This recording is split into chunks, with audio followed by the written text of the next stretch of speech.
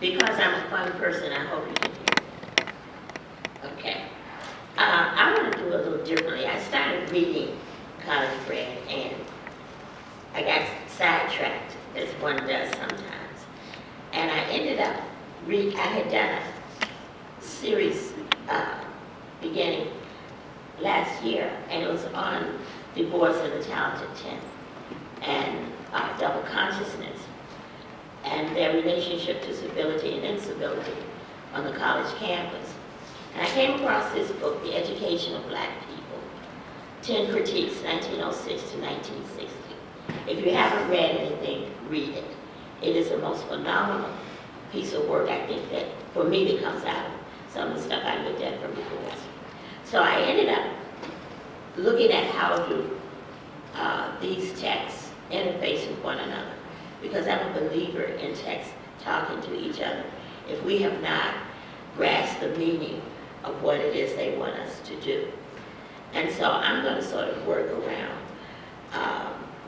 this text as a supplement to the college grade one. And he has a chapter in here that's really fascinating. And so I'm going to tell you a brief story about that. But I did want to mention that, you know, Du Bois didn't like Garvey. And if you go to Ghana, I don't know if they observed it or not, but next to him is Garvey.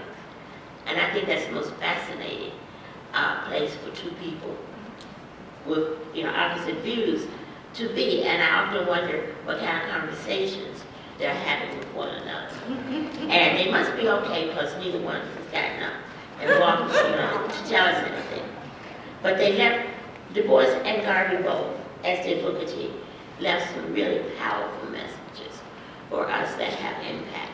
One of the things I found interesting about Du Bois is that he was a prophet. I see him as a prophet. And so I want to go from there.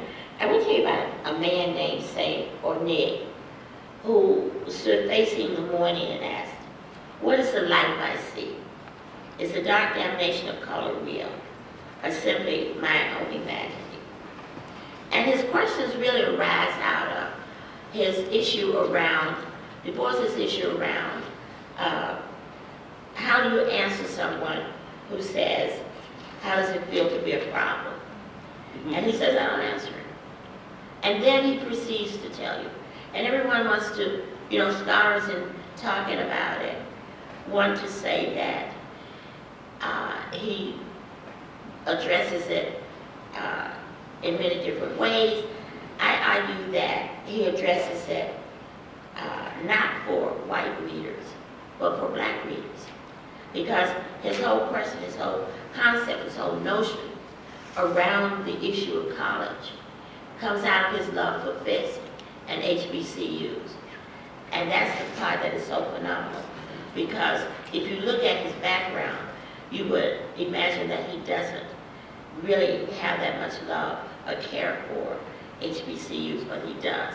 And so all of his emphasis is moving in that direction. And so he finds himself having to deal with this whole issue of how does it feel to be a problem. And he decides that he's going to meditate about this. And in his meditation, he suddenly hears this voice. And I argue that the voice is Du Bois talking to himself. Because black folks are schizophrenic, so you know, that's okay. And so this voice sort of says, "I am Alpha and Omega, the first and the last, and what thou seest right." So what he's saying is, we are the beginning, we are the end. But we have to let people know that. We have to write our own story. And we can only write our story if indeed we spend the time doing the necessary research. And Du Bois sets that in motion for us. The other text you need to read is the one that says by Warren, W.E.B. Du Bois, the grandfather of Black Studies. And in that text, he begins to talk about his initiation of Black Studies at Atlanta University.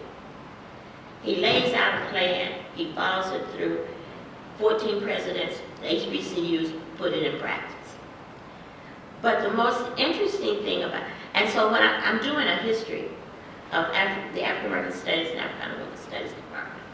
And now I can't start the African American Studies history at 1969 because it actually starts in 1869.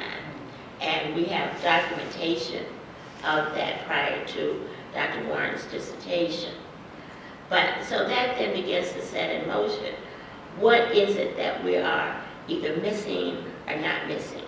And so Du Bois and St. Ornate then are standing here and they decide they're going to take this trip to the 7 heights of hell to view the 7 stars of heaven.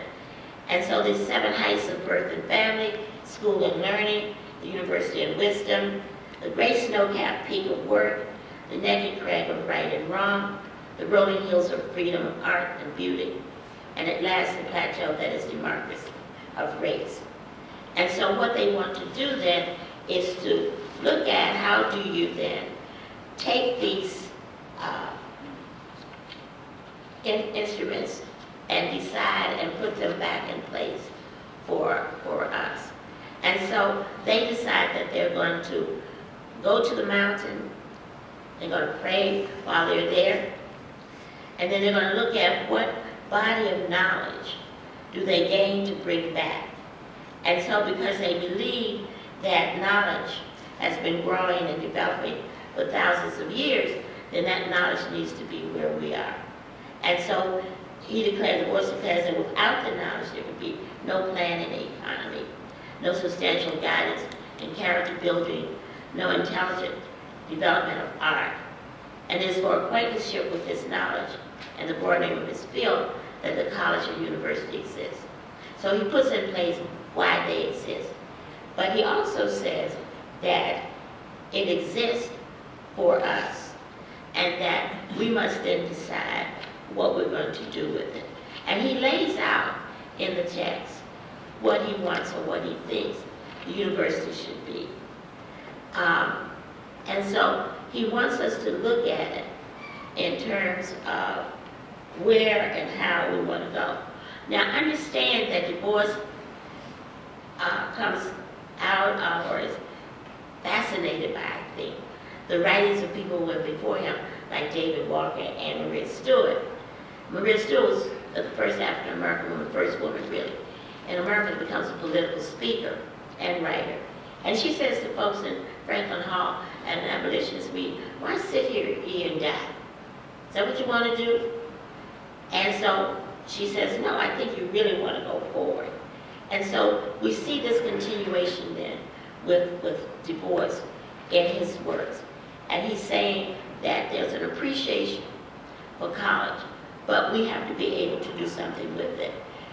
One of the things that I found most interesting in reading his work is the fact that he has this notion of the value of education.